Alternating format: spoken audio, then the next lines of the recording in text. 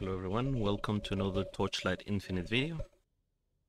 Today a little bit of a different thing. We're doing an SSF restart.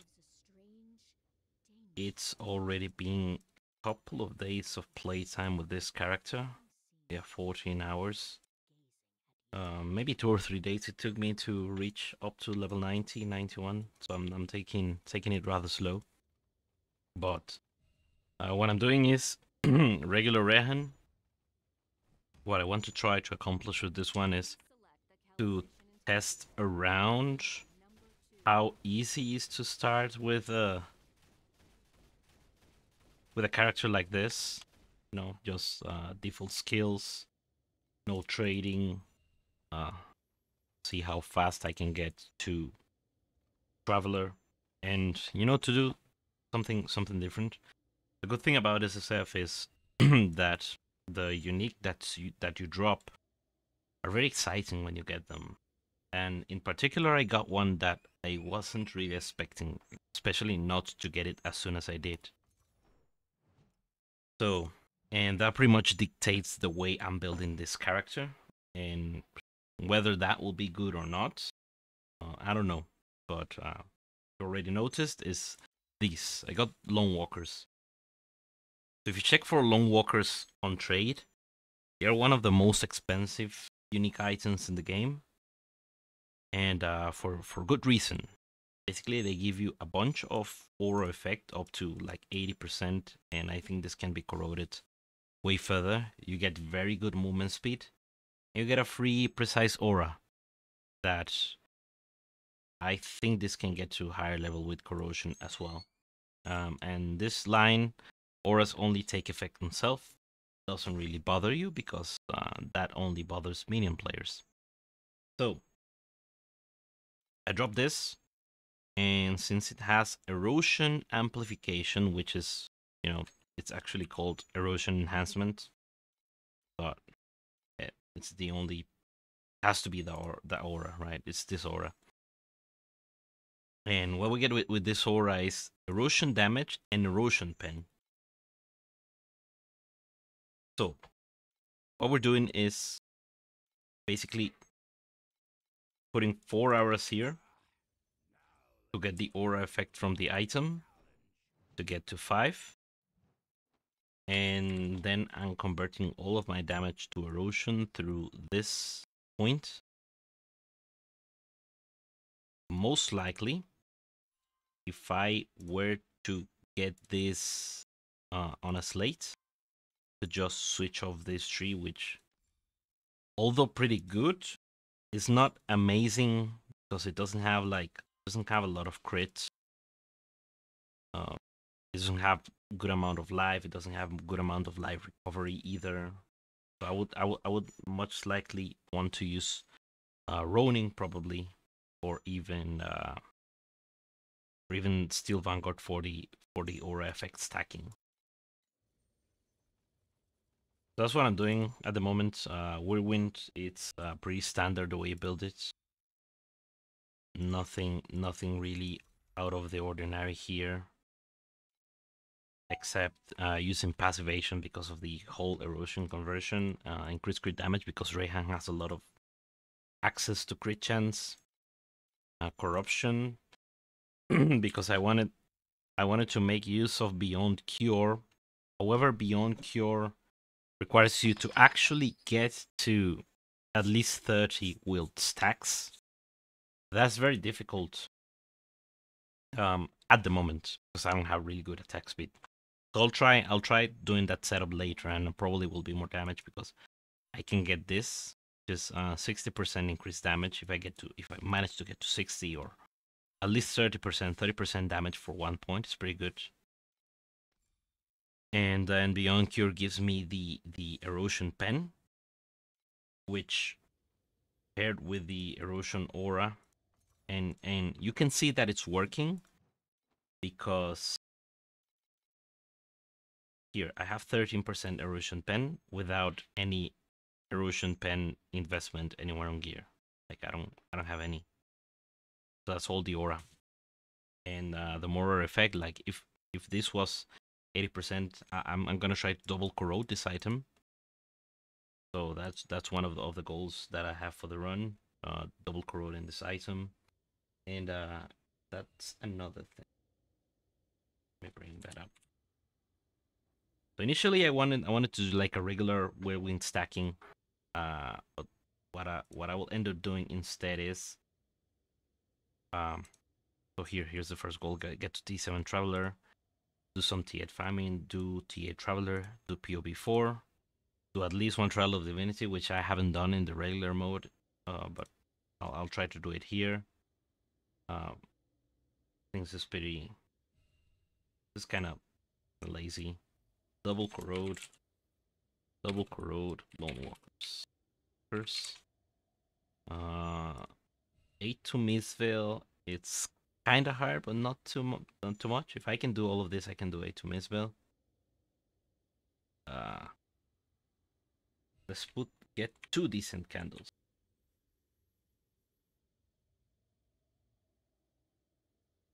And these are the options that I was contemplating for stacking, but now I'm doing erosion instead. And erosion has many shapes it can take. There is an item. I don't have access to the trade, but if I come here to loot filter,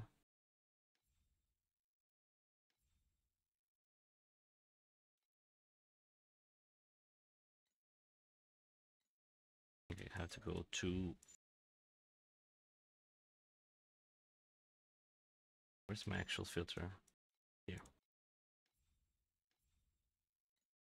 Okay, in legendary gear, you go to glows, dex glows, the chaos abyss. This one's what they do is give you wild stacks on the enemy, give you increased damage, I think. Up and say light the baby.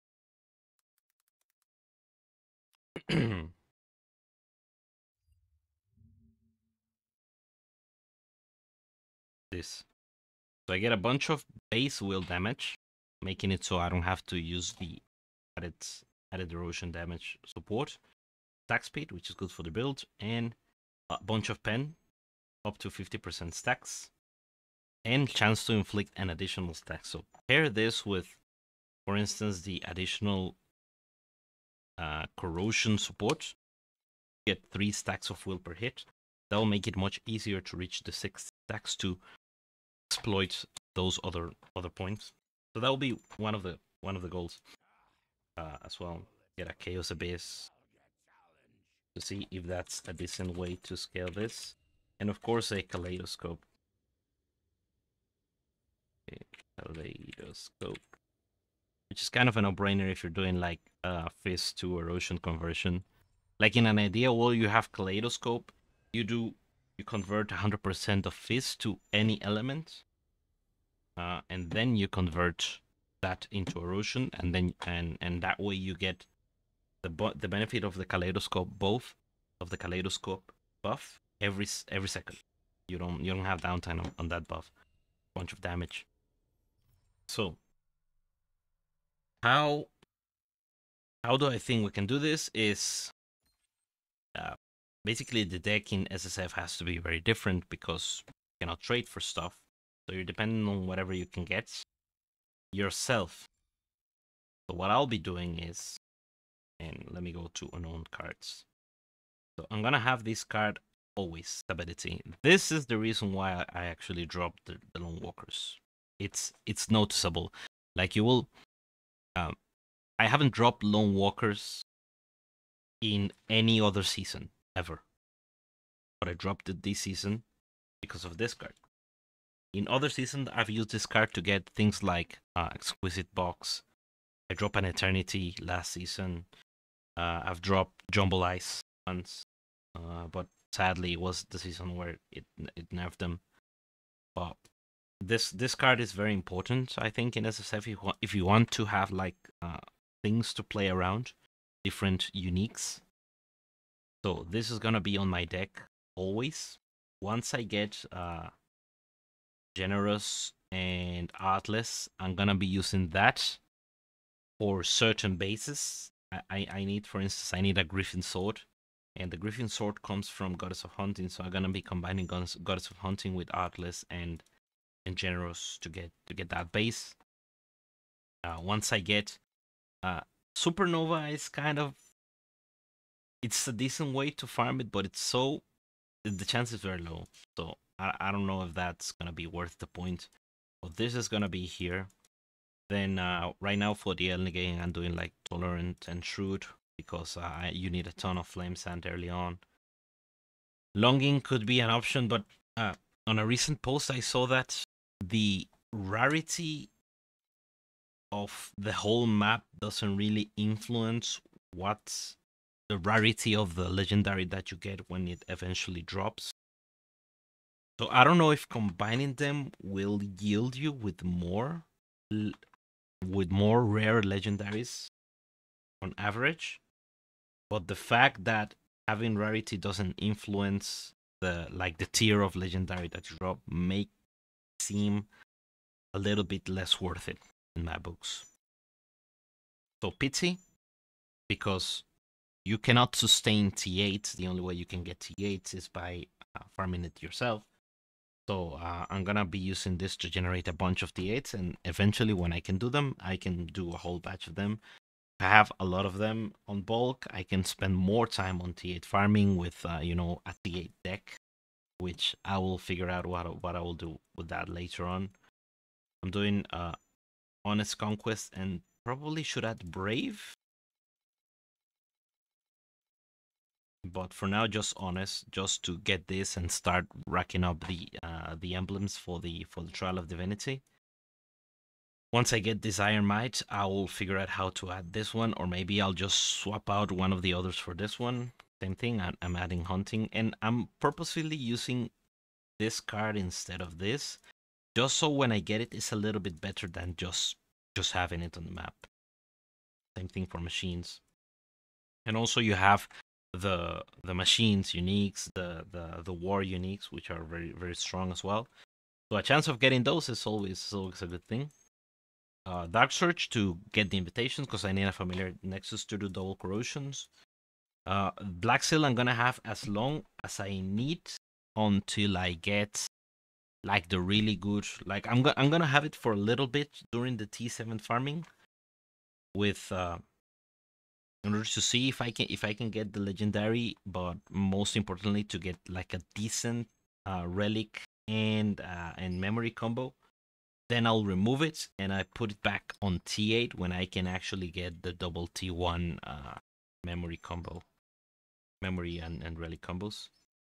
The cube is gonna be here because I need right now. In the early game you don't have a lot of the materials of the wedges to improve the slate and to drop more slates as well.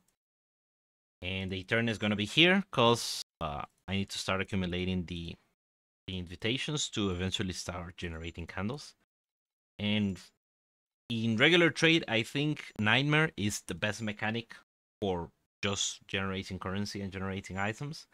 However, most of the items from the Nightmare I can get elsewhere, and the exclusive Nightmare item, which is the dream crafting materials.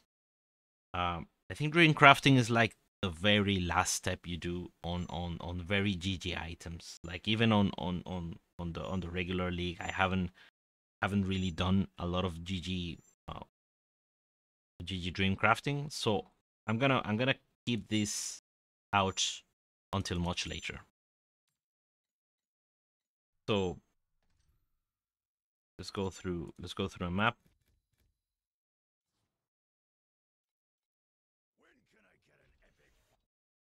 Right now the build's performance is it's not great, but anyone will tell you that Whirlwind is just decent at the moment. Just play it because I like it, and I played it a couple of seasons ago, and I want to see with the changes they made how it felt. It definitely felt better than on previous seasons, like to just league start Whirlwind without anything. And I'm even playing it without the 200 sword mod, which I think it's mandatory to actually make it scale onto a decent level. So it's functional without it, but it will be much better once I get it.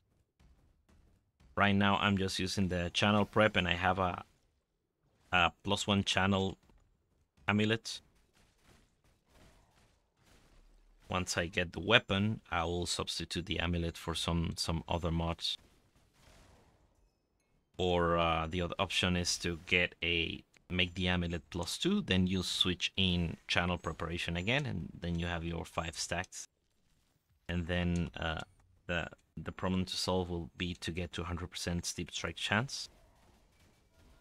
But I think 70% it's already fairly decent, which is easily achievable with one mod on the helmet. That's a map. It's fairly fast. This is D7 already. Go over the gear really quick. So I'm just using the sets, the goggles, body armor, gloves, and belts. The amulet only has like main channel stacks, it and just a little bit of melee damage is nothing.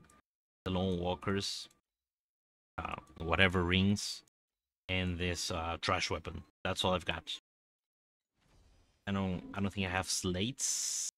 Yeah, I have some, but I have this, but this is doing nothing at the moment. And none of this is branded, so that's gonna be much stronger when I actually brand it.